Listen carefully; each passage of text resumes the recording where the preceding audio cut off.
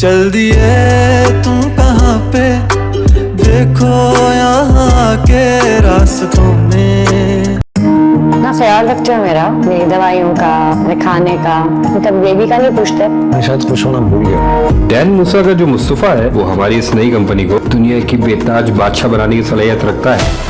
Drama serial कभी मैं कभी तुम की नेक्स्ट एपिसोड में आप देखेंगे कि मुस्तफा जो अपने आने वाले बच्चे के फ्यूचर को लेकर काफी परेशान है। अब उसने फैसला कर लिया है कि उसे कुछ भी करना पड़े वो कमाएगा।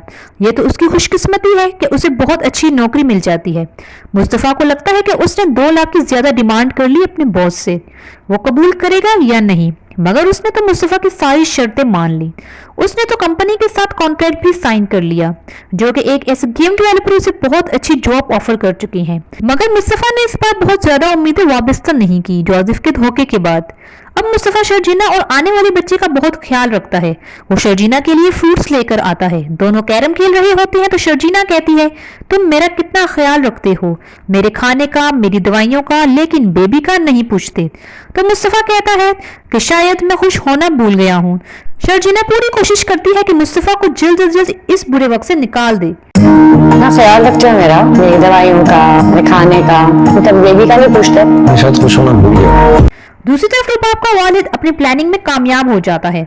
अपनी बेटी को जानबूझकर अपने पास बुलाता है ताकि वहां पर अदील ने जो कारनामे करने हो या हेरा फेरी करनी हो वो कर ले।